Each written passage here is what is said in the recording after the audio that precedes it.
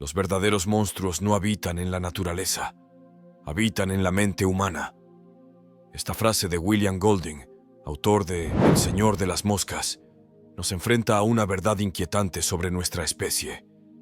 El horror más profundo no viene de afuera, viene de dentro. A lo largo de los episodios más oscuros de la historia, se hace evidente nuestra perturbadora tendencia a la crueldad. Actuamos con frialdad, egoísmo y en muchas ocasiones con una crueldad que no nos da ningún beneficio directo. ¿Por qué? Porque el mal, muchas veces, no necesita una razón, solo una oportunidad. John Stuart Mill observó que el éxito de los malvados depende únicamente de la inercia de los buenos. Cuando ocurre una tragedia moral, suele ser una minoría la que comete los actos atroces. Pero esa minoría solo prospera porque la mayoría permanece inmóvil, pasiva, negándose a intervenir. ¿Cuántas veces se han perpetuado injusticias masivas simplemente porque elegimos desviar la mirada, fingir que no vemos o guardar silencio? No es que no sepamos que está mal, es que nos convencemos de que no es nuestro problema.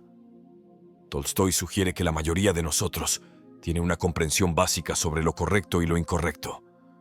No pasamos nuestros días envueltos en dilemas filosóficos abstractos. Seguimos una moral intuitiva, una brújula interior que nos guía. Pero esa misma simplicidad moral podría convertirse en una ventaja peligrosa para el mal. Porque si nuestros valores no se reflexionan, no se cultivan, se desgastan. En Cartas del Diablo a su sobrino, C.S. Lewis plantea una de las reflexiones más lúcidas sobre cómo el mal opera en lo cotidiano. La obra presenta los consejos de Screwtape, un demonio veterano, dirigidos a su sobrino Wormwood. Su objetivo: desviar gradualmente a un ser humano de la virtud y de Dios, sin levantar sospechas. Screwtape explica que no hace falta convencer a una persona de que algo inmoral está bien. Eso es difícil. Lo verdaderamente eficaz es lograr que la persona piense que la cuestión moral es irrelevante. No necesitamos cambiar su mente, solo debemos distraerla. Screwtape le ordena a su sobrino que siembre en la mente de su víctima la idea de que conceptos como la ética, la moral o incluso Dios son abstracciones anticuadas, sin utilidad práctica. El truco está en no permitir que el paciente se detenga a pensar qué es lo correcto. En su lugar, hay que empujarlo constantemente hacia lo inmediato.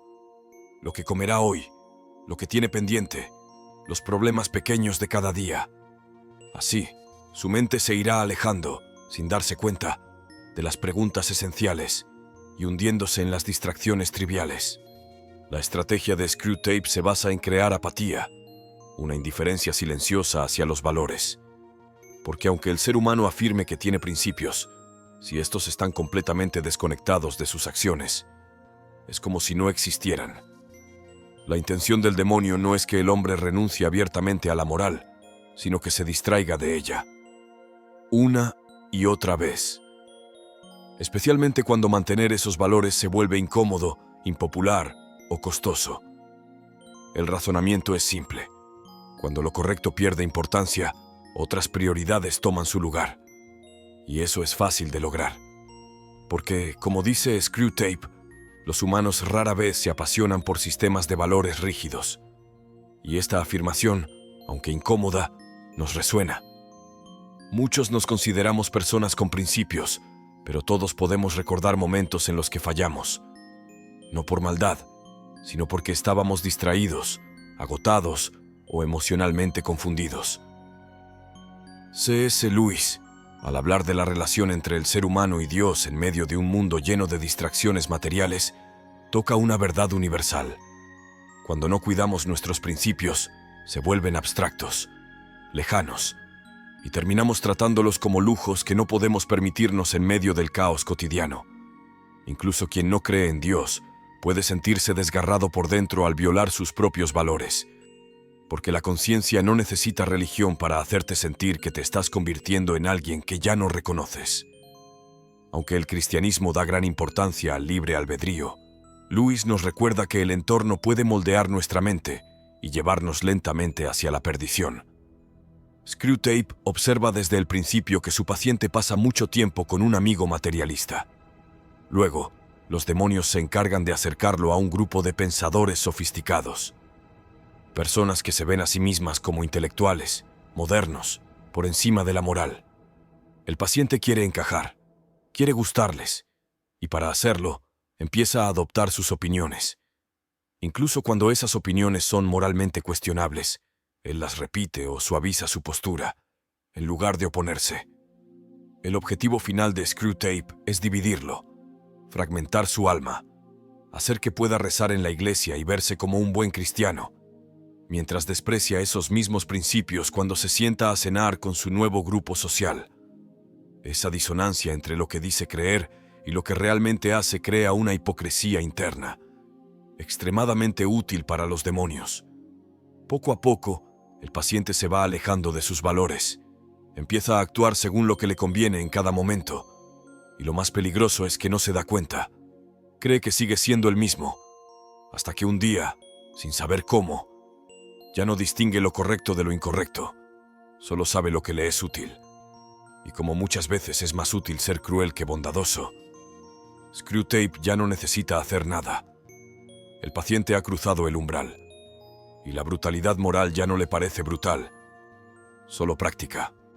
Screwtape afirma que uno de los estados mentales más valiosos que un demonio puede instigar en su víctima es la frivolidad. Esto significa inducir al paciente a no tomarse nada en serio, ya sea una cuestión moral o trivial. Al sumergirse profundamente en el sarcasmo y la ironía, termina desconectándose de sus creencias y pierde cualquier interés por la verdad. Y lo más perturbador es darse cuenta de que estar rodeado de buenas compañías no significa estar seguro. Este es un pensamiento clásico de Lewis, donde el orgullo no se ve como una simple falla aislada, sino como una obsesión constante por centrarse demasiado en uno mismo. Este punto cobra aún más sentido cuando analizamos cómo los demonios utilizan las conexiones sociales para erosionar lentamente los valores de sus víctimas. El estímulo al egoísmo o a la división interna es una de sus herramientas más eficaces. En lugar de permitir que la convivencia con personas admiradas haga que el paciente sea más humilde, lo lleva a despreciar a aquellos que están fuera de su círculo íntimo. Sus amigos de la alta sociedad comienzan a dividir su mente, haciéndolo volverse contra sí mismo y creando una cisura interna que refleja sus actitudes externas. Somos profundamente influenciados por los comportamientos de las personas a nuestro alrededor, lo que hace esencial ser cautelosos con quienes elegimos pasar el tiempo. Si notamos que esas compañías nos están transformando gradualmente en seres más crueles o indiferentes, debemos reconsiderar nuestras elecciones antes de que sea demasiado tarde. Por otro lado, Lewis también señala que incluso las amistades basadas en virtudes, si están mal orientadas, pueden despertar nuestros peores instintos. También destaca cómo el sentimiento de superioridad, tanto en el pasado como en el presente, ha sido un catalizador para innumerables atrocidades históricas y crueldades cotidianas. La moralidad autosuficiente es una trampa peligrosa. Permite que los individuos cometan terribles actos convencidos de que están del lado correcto o de que son buenas personas, incluso mientras traicionan a sí mismos y a los demás. Esto nos obliga a reflexionar sobre cómo podemos engañar fácilmente a nuestra conciencia, creyendo que permanecemos fieles a nuestros valores, cuando en realidad ya los hemos abandonado hace mucho tiempo. Este tema es ampliamente explorado por Lewis en Cartas del Diablo a su sobrino, donde ofrece profundas observaciones sobre el autoengaño. De manera similar, San Agustín, en sus Confesiones, describe la maldad como una forma de ignorancia. Relata cómo su vida antes de la conversión estaba llena de placeres superficiales, que en realidad solo lo alejaban de un verdadero sentido de realización. Comparado con la gloria teológica que descubrió más tarde, esas ilusiones eran vacías y destructivas. Este concepto de ilusión y autoengaño también aparece en las cartas de Screwtape, donde el demonio explica que hay tres componentes en el ser humano: la fantasía, el intelecto y la voluntad. La fantasía se usa con frecuencia para mantener a la persona atrapada en una realidad distorsionada, mientras que la verdadera crueldad y el alejamiento de la bondad se van consolidando imperceptiblemente. Gran parte de las enseñanzas de Screwtape se centran en garantizar que el ser humano nunca permita que algo verdaderamente bueno salga del reino de las fantasías.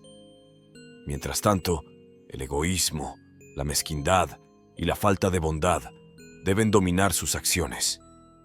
Un ejemplo claro es cuando el individuo empieza a fantasear extensamente sobre actos nobles, como convertirse en un gran líder espiritual o donar toda su riqueza a la caridad, pero después de su muerte.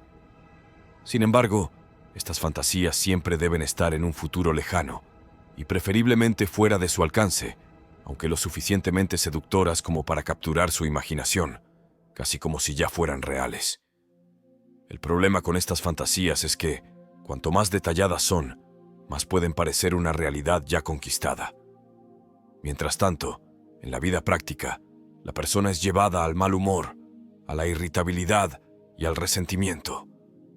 Screwtape fomenta el orgullo de su víctima, transformando su bondad en algo transaccional y calculado, en lugar de algo genuino. La persona comienza a considerarse superior intelectualmente, despreciando las opiniones ajenas. Como dice Screwtape, debe consolarse con la idea de que ya ha hecho grandes obras para el mundo, o que ciertamente las hará en el futuro. Los pequeños actos de crueldad diaria son fácilmente ignorados ante la grandeza de estas fantasías benevolentes. Esta manipulación es una verdadera obra maestra, porque Screwtape sabe que el ser humano es capaz de engañarse profundamente, convenciéndose de su bondad innata, incluso cuando actúa de manera cruel con los demás. El brillo de sus fantasías morales oscurece la realidad de su brutalidad cotidiana. Gritar a alguien en público, humillar a un amigo, tratar con frialdad a un ser querido, empieza a parecer insignificante frente a sus grandes intenciones de bondad futura. Y eso aleja las ideas de bien y mal de su vida diaria, haciéndolas casi abstractas, teóricas. Esta estrategia es perfecta para los demonios, ya que impide que la víctima reflexione sobre su vida real y perciba el impacto concreto de sus acciones. En lugar de eso, usa su intelecto para racionalizar sus crueldades y sus fantasías para imaginarse como una persona bondadosa. En Cartas del Diablo a su sobrino se explica que, cuando las personas finalmente tienen un momento de epifanía, muchas veces pasan de la autosuficiencia moral a la desesperación.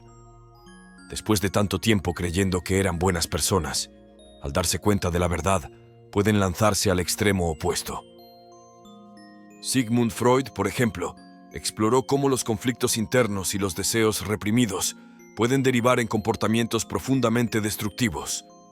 Por su parte, Albert Camus se preguntó cómo el absurdo de la existencia y la falta de sentido en la vida pueden empujar al ser humano hacia el nihilismo o la desesperación.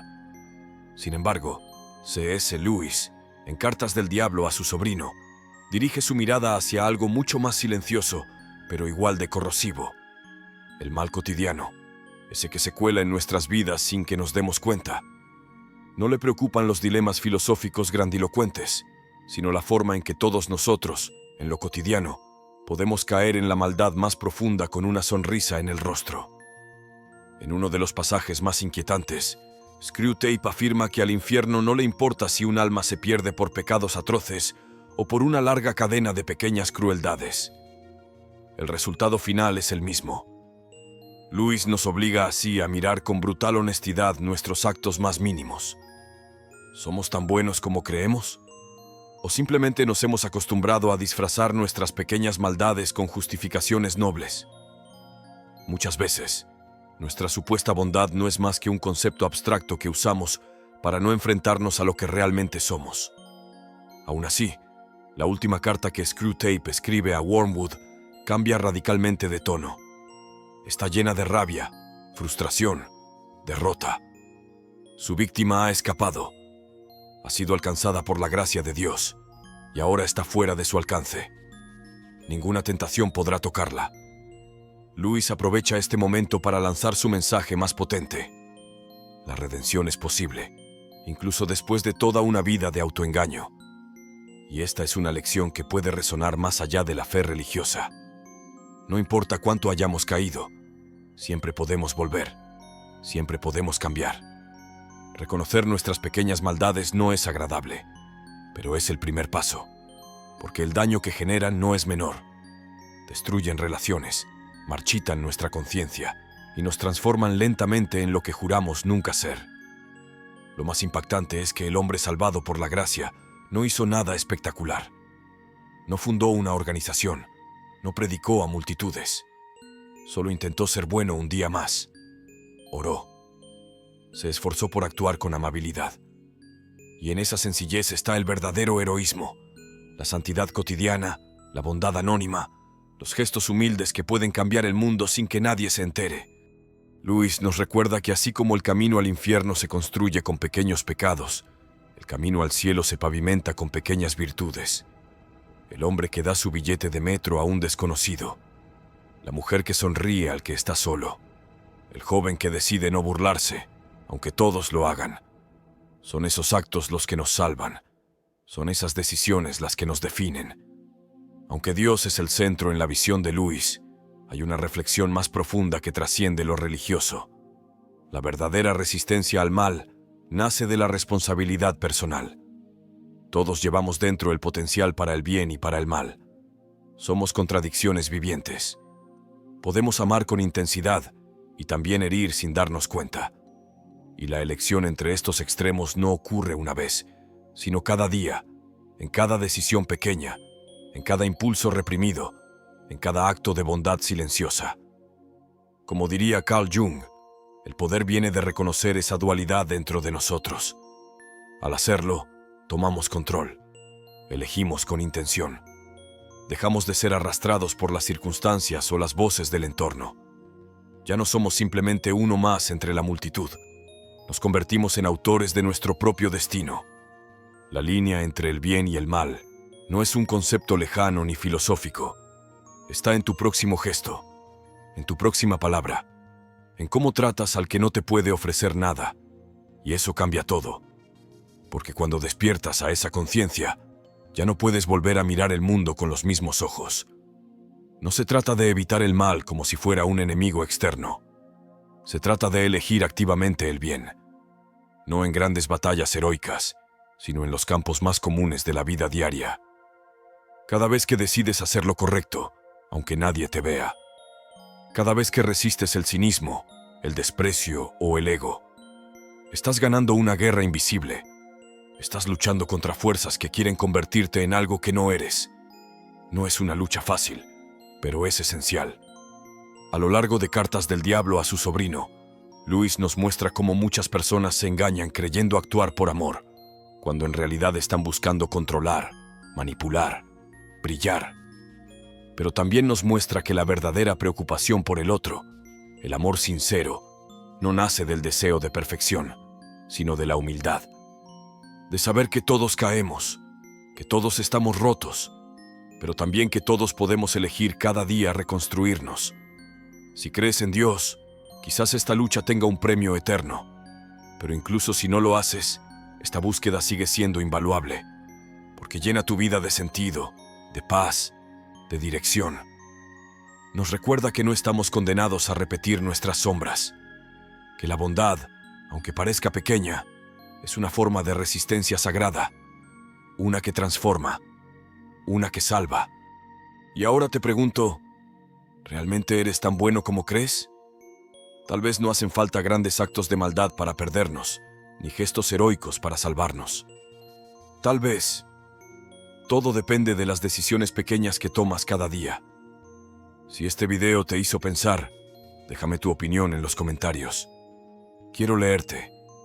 Quiero saber si tú también has sentido esta lucha interior. Suscríbete si buscas contenido que no solo entretiene, sino que te confronta. Dale like si este mensaje resonó contigo. Y comparte el video con alguien que necesita escucharlo hoy. Nos vemos en el próximo.